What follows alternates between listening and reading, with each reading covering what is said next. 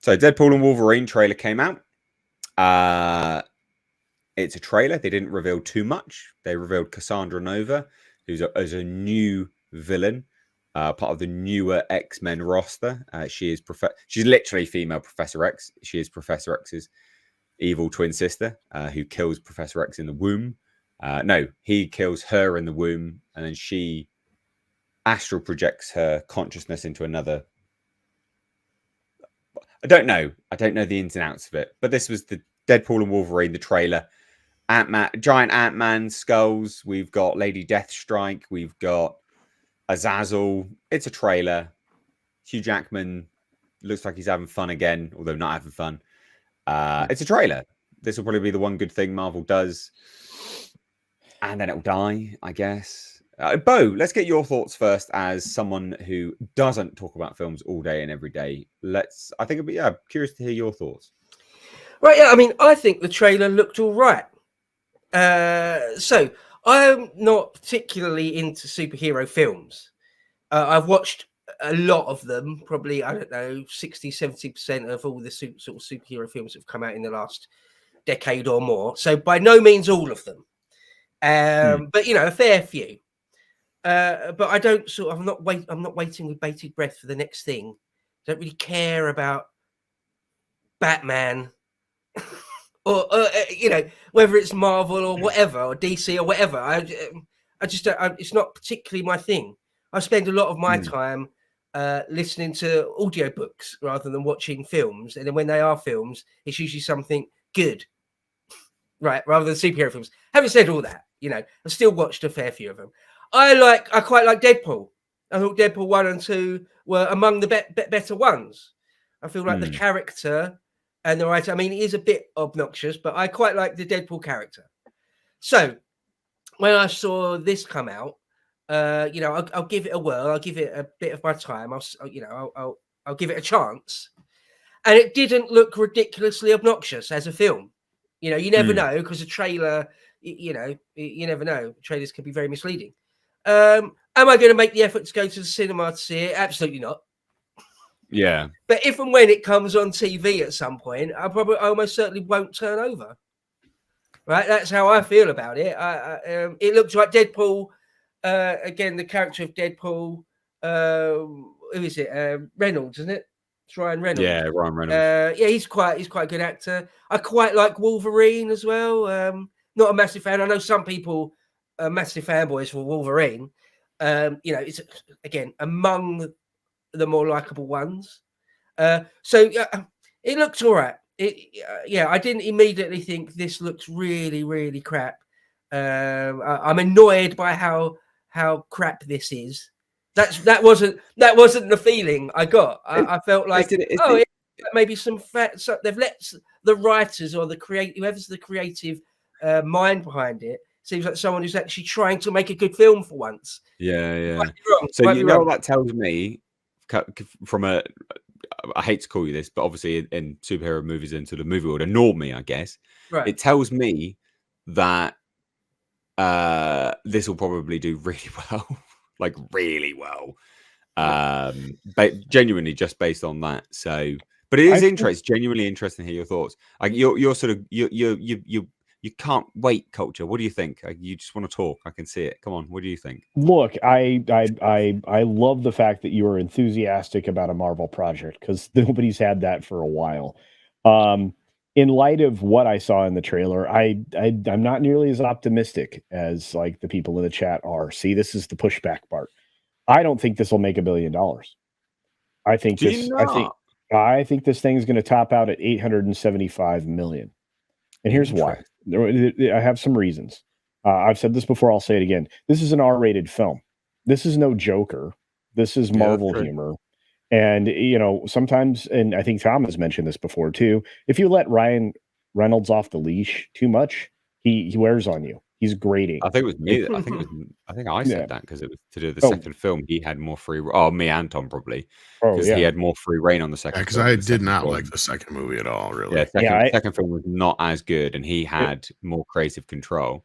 And it's a swing and a miss. But So like I said, I mean, I put a very specific number on it, 875 million. And the reason I do that is because I've looked at what the best possible number this film could be. And that's it, based on, historical trends. So when I look at those numbers and I go, okay, this is where we're at. It's an R-rated film. There's a lot of humor in here. It won't be appropriate for kids. Parents will probably draw the line somewhere between 12 and 15 as to the age that they'll be willing to take their kid to it.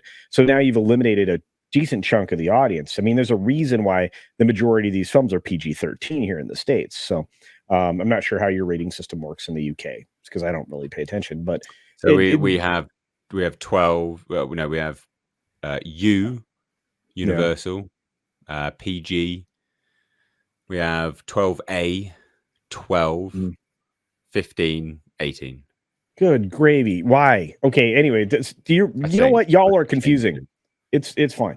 So we'll get back to it. So okay. So those are the reasons there that I think that it's not going to I think it'll do poorly. The not poorly, but it's just not going to make $1 billion. And the other reasoning is they're already introducing downtrodden bad man Wolverine again, failure Wolverine. So now we have a second failure Wolverine movie. And I mean, just how much of it's going to be a terrible road trip where the jokes get stale, they beat each other up in the car. We've seen a bunch of scenes that it's just like, I'm not watching this to see violence between the two of them. I want to watch this film because I want it to be good and have a decent chance of making the next phase of Marvel films good. If Ant-Man and Wasp Quantumania costs $330 million to make. Okay. And if Indiana Jones and the Terrible Calamity cost $400 million and change to make, they had to stop and start this production. It fell right dead center in the middle of the strikes. So they had additional costs that come in. People are going to say, is this film going to be profitable? I'm like, well, they're going to advertise it like crazy. They already have. The amount of money that they're putting into the A&P is ridiculous. I don't see a positive side. If word of mouth coming out of the theaters the first weekend, by the way, Disney, Marvel, they don't have the level of FOMO that they had before. You're not going to see maybe this record-breaking, box office the first weekend because people hit the pause button movies and they listen to me and they listen to you and they listen to other people who go see it first. We take the hit first. When I see this movie, which I may end up seeing it early, we'll see. But if I end up seeing this film and I'm allowed to talk about it, I'm going to, because I will spare everybody in the room from spending money on something that's just the same old Marvel garbage. Everybody's sick of it. And this is their last chance. This is their one shot to get close to $1 billion this year. Disney only has 5 films left to come out this year. This is the only superhero movie as well. Yeah, and one final thing before I step off the stage, because I know Tom's ready to go and probably Nick is as well. But Disney right now at the box office, and I double checked this number. I said it yesterday on Midnight's Edge in the morning, believing it was true, and I was right. Disney has about, or just a little over 1% of the total box office take this year. Yeah, it's tiny. Yeah, they're screwed. And you checked as well. They're $50 billion in debt, didn't you? You checked. Yeah. And that's hey, it's pretty impressive considering they paid $77 billion for Fox and did jack all with it. Anyway, so no, they've done this with it, mate. This film. Okay, you're about to find out, but this is one of those times where I go, there's too much riding on this movie. And Bo actually said, I mean, you're not too big to fail. And when you've driven all your properties into the ground the way Disney has with Star Wars, Marvel, Indiana Jones, I mean, we can go down the list. They killed Power Rangers, sold it back to the guy for a discount, and he ran off again with it. So, I mean, Disney has a terrible track record with other people's property. Look at what they've done to Pixar. So let's I'm getting back to it. I'm just saying, in the broadest possible sense, everything they've touched has gone south, like Sherman. Yeah. Anyway, go ahead, Tom. Go on, Tom. Get your thoughts, bud. Thoughts on the trailer first, though. Like, what were your thoughts on Well, the trailer overall? I like the first trailer a little bit better, but I'm still kind of pessimistic about this movie. I'm not sure what it's going to be exactly, how much homework is going to be needed. This trailer to me felt kind of like desperation, like they were trying too hard, almost like they're trying to squash any and all the complaints because we got Wolverine without sleeves. We've got tons of F bombs, tons of gore and violence. Easter eggs. Make sure it's, the kids know it's R rated, all the Easter eggs and stuff like that, the callbacks and stuff. What I felt though was lack of really a threat as far as a villain goes. I also noticed deadbeat Wolverine again. Technically, this isn't even the same Deadpool as the first two movies, if we're understanding this correctly. And even the director has said something like it's not even really a direct sequel to the first two films either. So I don't know what to expect at this point. And it might be fun. It might be funny. And it might be better than part two. It has the potential, I guess, since there's no bratty kid in it. But unfortunately, this movie is just basically an island in a sea of piss right now because everything before it sucks, everything after it's going to suck.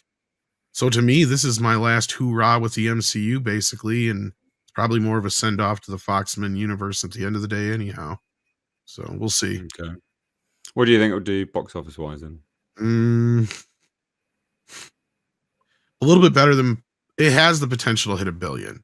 And that's only because there's not much for competition this year.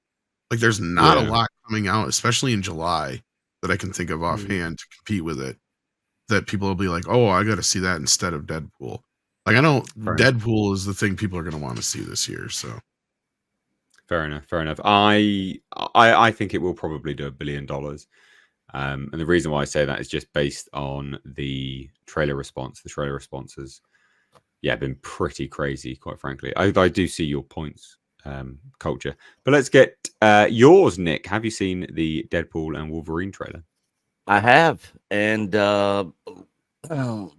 like I said, this is the one Marvel movie I've actually been looking forward to. Of course, I am very cautious going into it because now Disney is controlling this franchise. One of the rumors I remember hearing earlier on was that, this was actually not going to be Wolverine. It was going to be Hugh Jackman, the actor that played Wolverine, that's actually in this. But from this trailer, it looks like those rumors were wrong, and it's actually just a Wolverine from another timeline. So it's not even the same Wolverine that we got in all the other X-Men movies or that we got in Logan. And like Tom said, this might not even be the same Deadpool that we got in the first two Deadpool movies, which could be kind of confusing. This whole time rift, different timelines, multiverse thing gets very confusing. And that's where my worry comes in for this film. Deadpool and Wolverine are two of probably my favorite comic book characters of all time. I love these two characters. Like when this got announced, I was super hyped. I was all for it. And I'm still looking forward to it coming out, but knowing that Disney's now kind of got their hand in the mix, I'm cautiously optimistic. Plus the first film, it cost like what, 58-60 million or something to make. It had a very low budget.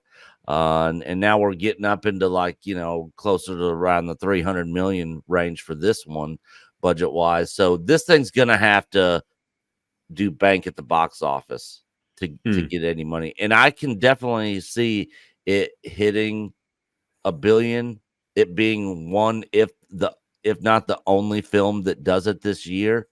But I can also see Culture's projection around 875 also being, a reasonable possibility for it as well. Yeah. But I definitely think people are going to go out and see this. I'm going to see it opening weekend without a doubt. It's the only Marvel film I've been looking forward to. I hope it's good. But I don't have a whole lot of hope that it's going to be, but I hope it is. Okay. I Olaf remember has when two- multiverse. I'm sorry. I just want to say I remember when No, no. multiverses used to just be called movies. Yeah. Well, yeah, that's the thing, isn't it? I mean, they could do something really smart with this film and kill off the creative bankruptcy and laziness that is multiverse sagas. I doubt that they are going to do that, though. But you could do that. You could use this movie to, to wipe that, slate clean. But they're not going to. But like I was saying, Olaf has super chatted on Streamlabs $5 and says Deadpool and Wolverine to me feels like it's a life boy of Disney trying to stay afloat. Didn't Disney need to make 4 $1 billion movies this year? My excitement for this movie drops the more I hear about it. More lazy multiverse crap. I mean, yeah, the villain is someone which barely anyone knows about, Cassandra Nova. Just female Professor X. Okay, but barely anyone even knows who that is. But yeah, you're right. Like, I only think that this film will cross the $1 billion mark based on its trailer response, and again based on Bo's comments here as well, from again, not derogatory, but from a normie's perspective in terms of movies, to be like, oh yeah, this doesn't look like complete dreck. That makes me think, yeah, people will probably go, yeah, I will watch this. So yeah, I think this will probably do $1 billion, but again, R-rated. I don't know. We'll see. One thing I would say, did you guys say earlier? Did you say that Disney's in the red to the tune of 50 billion? Yeah, Culture. Do you want to clarify? Yeah, Is that's that right? that's not uncommon. They're not too far leveraged. Fitch has them rated at an A minus as far as their credit rating goes.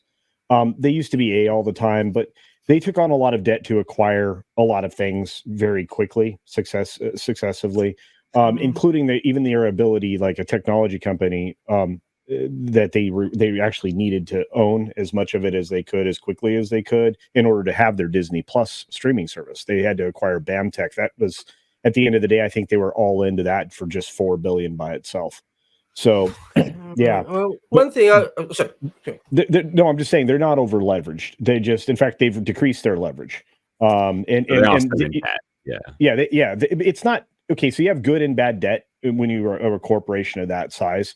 They're not over leveraged in a way that makes a lot of people uncomfortable. But a lot of that is because their P&E ratio has shifted because the stock price went up temporarily because of the proxy war. When the stock comes down, the evaluation of the debt will be a little stricter and harsher. So Disney really needs to keep that stock price inflated wherever they can, which is why they announce a bunch of thing. Yeah, and they announce a lot of things that they don't intend to do all the time to artificially keep that high. So anyway. I actually don't know the numbers, so I'm just getting this information off of you now. But I mean, one, anything short of a AAA rating is a bit of a worry. Two, Fitch in historical times have just been proven to be absolutely wrong, nowhere near the mark in their sort of risk analysis of things, like disastrously so. Like I don't know why people still put any sort of well anyway, if they're anywhere near to 50 billion in debt, regardless of what type of debt, that's there's no other way to sort of spin that than you're in real trouble, because that's a lot of money. I mean, the Channel Tunnel cost 15 billion, right? Okay, the James Webb Space Telescope cost 10 billion. Yeah. Right. Okay. So 50 billion is an absurd number. Well, okay. I mean, yeah, you're talking about like defense contract stuff, like here in the States, where you have missile defense systems and all that costing 1.7 billion or whatever, and people get squeamish there. Disney, like I said, based on what they've got, they're not in the worst situation, but like you pointed out, they're not too big to fail. And if the wrong set of cards start to fall, if the wrong cards start to fall, that whole house, starts to go. But one of the things people don't realize is Disney is a huge real estate empire. And it's something that I always try to remind people about, that it's not just the theme parks and everything like that. And again, they don't own all the theme parks around the world. They're in partnership with China, which is disfavorable in both Hong Kong and Shanghai. they don't actually own the parks in Japan. Those are owned by Oriental Land Company. That's not the real estate I'm talking about. The real estate I'm talking about is everything that they have outside of the theme parks that is the Disney Vacation Club, which is a timeshare program. They own a ton of real estate. They also own a lot of land spread throughout Florida, California, and in other places. They're buying huge tracts of land in different cities to build out like developments that are for Disney dreamers or Disney lifestylists or whatever you want to call them, called Disney Living. So they're also getting more invested in that. They're in partnership with a developer for that. So they're doing those kinds of things, but their timeshare is just, it's massive. Just how much they've been able to sell, millions of dollars in fees and everything every year. So, yeah. Let's Sorry, catch that 1 second real quick.